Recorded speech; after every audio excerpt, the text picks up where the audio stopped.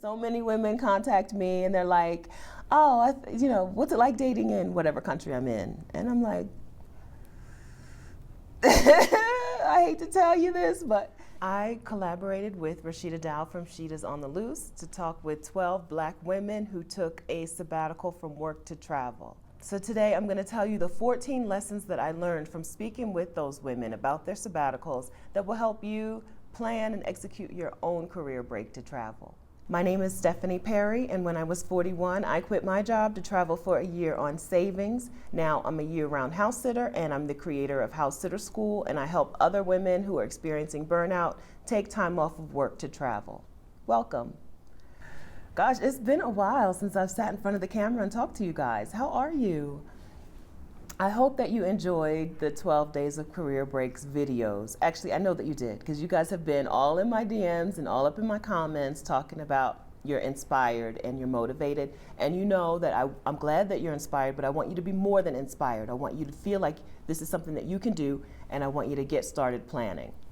Okay, so I'm going to tell you about the most valuable lessons that I picked up from watching these videos, because I have watched them. I recorded the videos, of course. I edited some of them. I've watched them when they were new, and just like you guys, I'm still watching them, and every time I still pick up something new. It was so generous and so kind of these women, some of whom were total strangers to us, to sit back and just spill their guts.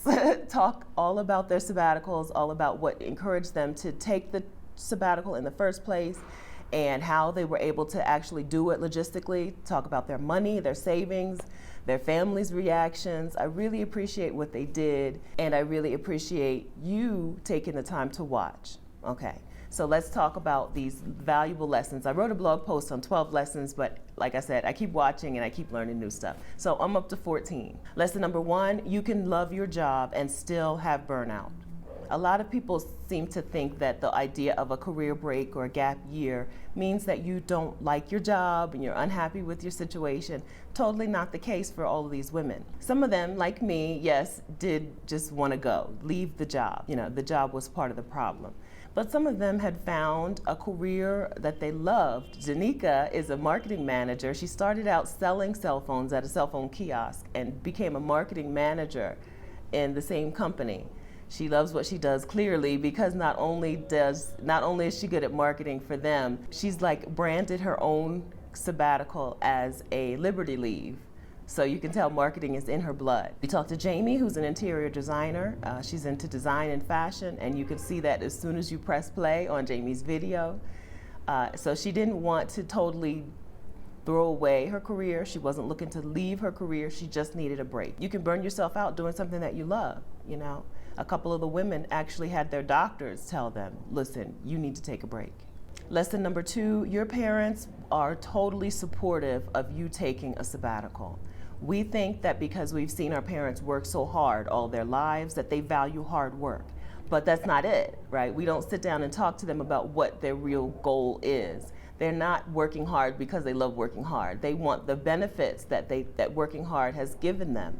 In their lifetime, they've gone from seeing, you stay loyal to this company and you get a pension and you can retire well, to you stay loyal to this company and you get screwed over. So they don't have the values that we think they have, and they don't want that life for us. I guarantee you talk to your parents and they can name someone who has burnt themselves out at work, who has retired so sick and broken down that they can't enjoy the things that they spent all that time retiring for, or people who just did not make it to retirement.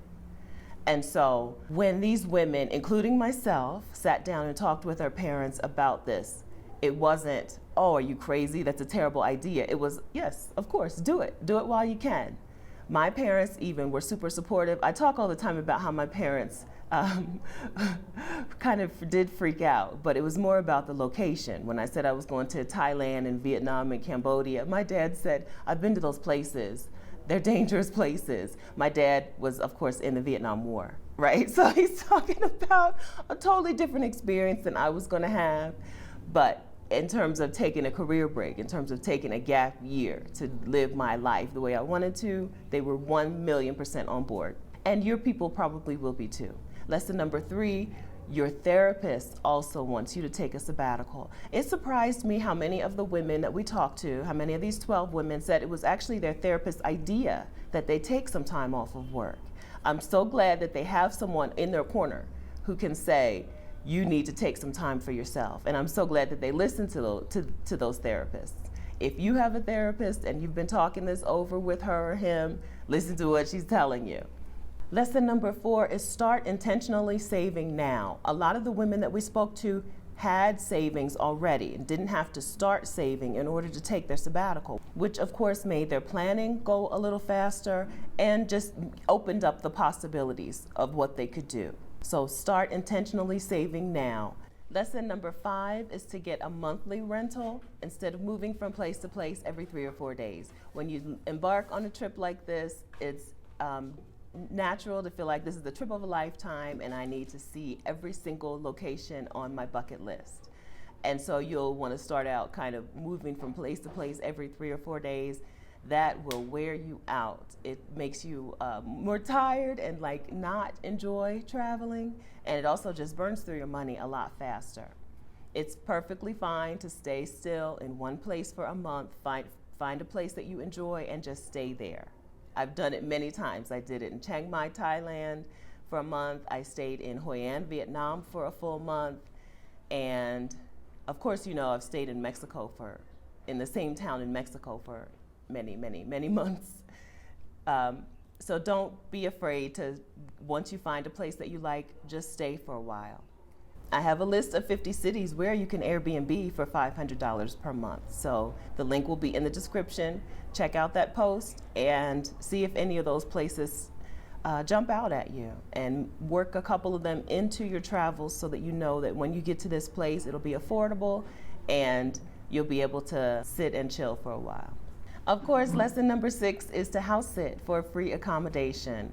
I'm not the only person who house sits worldwide. Wanda, in her interview, talked about her, I think she said she spent $3,000 over 3 years or something like that. I remember Rashida being super shocked and me not being super shocked because I've kind of done the same thing. I spent $3,000 in 6 months in Mexico, and I could have done it a lot cheaper if I had been, if I tried. But we both did this by house sitting.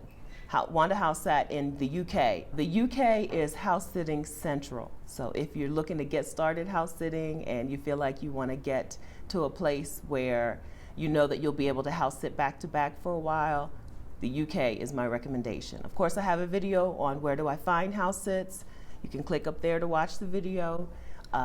But house sit for free accommodation is a wonderful way to stretch your sabbatical dollars. Lesson number 7, don't overpack. Pat kept an entire suitcase of things at a friend's house in Florida when she left for her gap year. Some things that she had thought about taking with her, but then decided not to take with her. When she got back to Florida, she was like, I can't even remember what was in that suitcase. That was so important to me at the time. Pat also traveled through different climates. Y'all know that I stick to spring and summer weather, but Pat did some winter glacier stuff. Watch her video, it's amazing. So she needed a change of clothes, so she re-upped her clothes when she went back to her friend's house in Florida.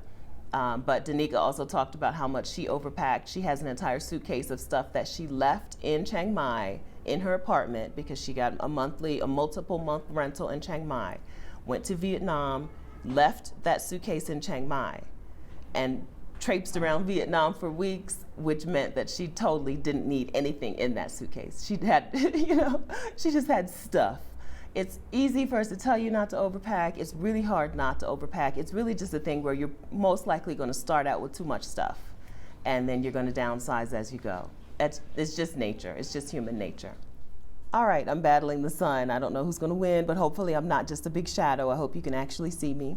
Lesson number 8 is to keep your hair simple. If you can get your hair braided before you go, you may be able to find braiders in some of the larger cities that you hit up while you're traveling. I think it was JC who actually plotted her destinations around certain braiders, right? She found a braider in Saigon, Ho Chi Minh City, Vietnam, and I think Bangkok, Thailand, or somewhere in Thailand.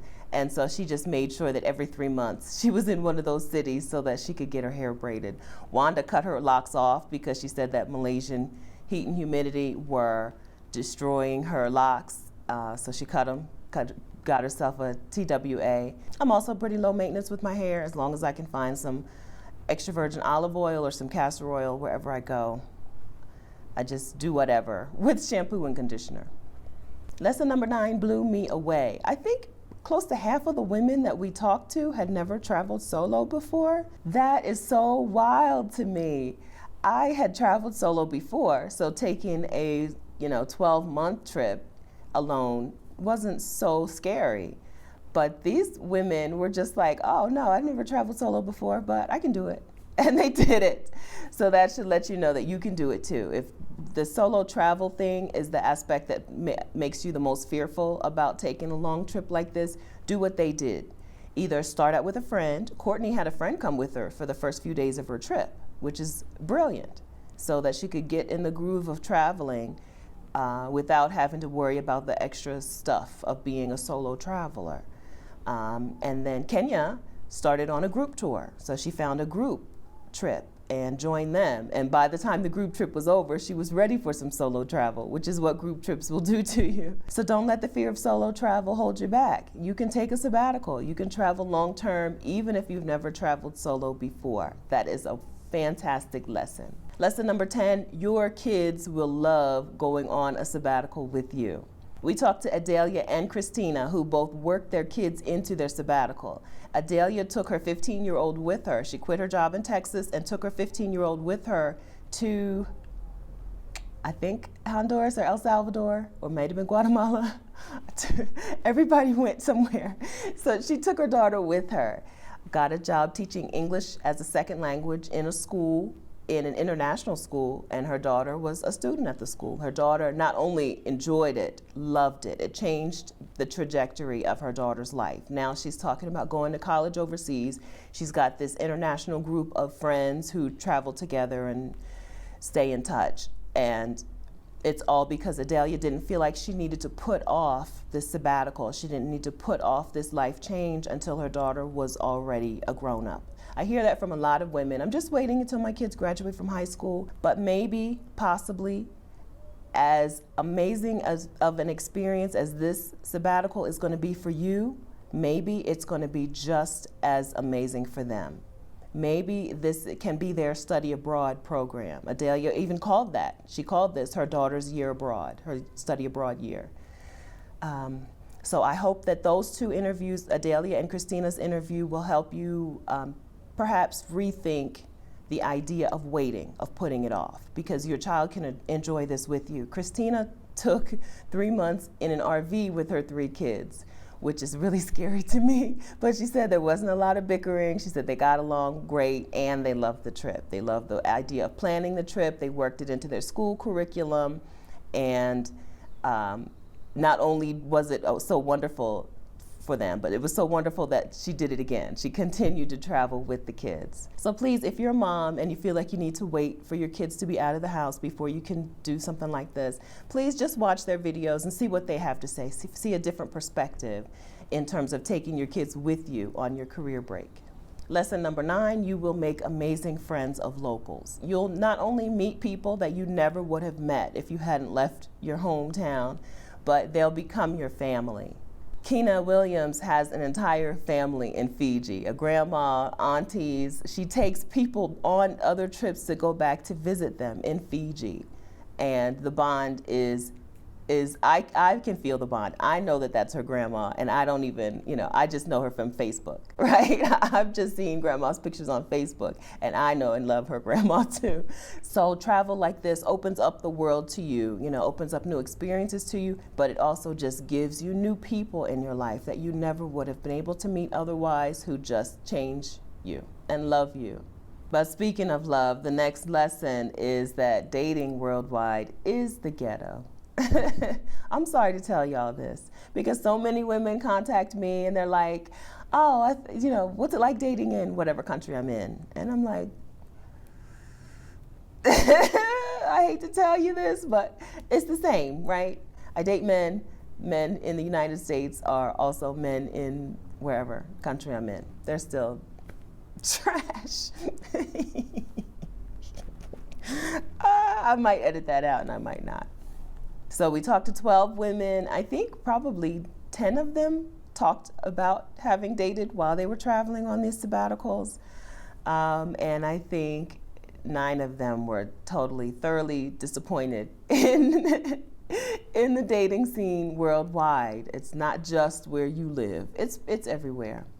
But we did have some success stories. Okay, so maybe I'm off with the numbers, because we did have a few women who said if I'd stayed in that town longer, I would have continued dating that person. So maybe we did have some successes. I'm thinking of Kenya and Courtney and even Kina. So, okay, so my numbers are off, but don't build your hopes up too much about dating abroad. Lesson number 13, another big surprise. After you take a sabbatical to travel, you will want to do it again. Every single woman we talk to is planning to do it again, or is actually already doing it again, because we talked to Wanda about her 2015 sabbatical, and now she's just flat out left the U.S. She just lives not in the U.S. She lives other places. Same with Kina.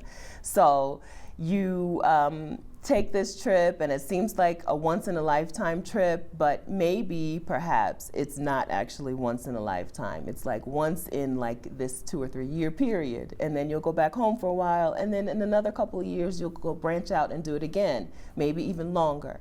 So that's why I'm saying don't feel like you need to cram in every city and every location during this one trip, because it's going to change your perspective on work and travel.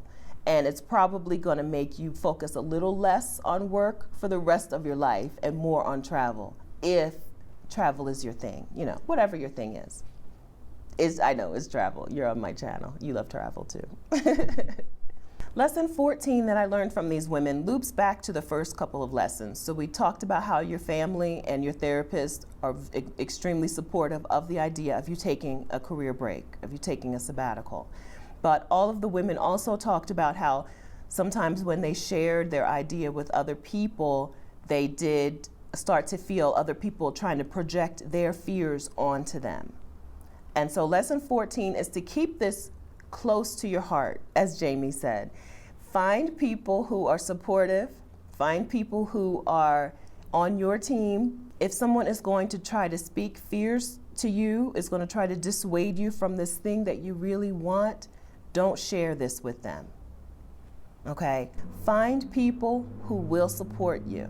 Find people who will speak faith to you and not fear to you. I know where some of these people are. I'm doing a 5-day sabbatical money challenge, right? Because you're saying to yourself, I want to take a sabbatical, and yourself is saying back to you, do you have sabbatical money? Well, I know where you can get sabbatical money. We're going to talk starting January 20th, every day for 5 days. I'm going to tell you how you can fund your sabbatical, because as you know, traveling on very little money is my specialty. If you get my email newsletter, open it, okay? Because I already sent out information about the sabbatical money 5-day challenge. If you're not getting my newsletter, go to vicarious.com/funemployment. And you'll find information about this challenge that starts January 20th. The challenge also comes with a Facebook group of like-minded women who are also working towards taking a sabbatical in the near future. And so you don't have to worry about sounding like a weirdo. You don't have to worry about, you know, people saying, oh, your priorities are all messed up, or your whatever it is that people want to say. You're never going to find another job ever in your life if you quit this job. That kind of talk is not allowed in this group. So go to vicarious.com/funemployment. The link is in the description, and join us. Join the free 5-day challenge, where we will work on ways to afford a sabbatical and support each other in this awesome journey.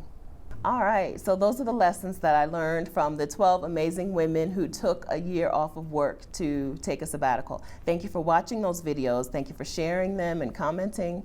Thank you to Rashida Dow of Sheeta's on the Loose for agreeing to collaborate with me when I just had an idea. And thank you to all 12 of the women who sat down and spilled the beans so that we could make this a possibility for other women, for you. I'm in Leon, Mexico. I'm going to the state fair later today. So if you're part of Notification Gang, if you're subscribed to this channel and you've turned on notifications and you're watching this today, then you can head over to Instagram and you'll be able to see some of my pics from the state fair in Leon, Mexico. Thank you so much for watching. I'll see you next time.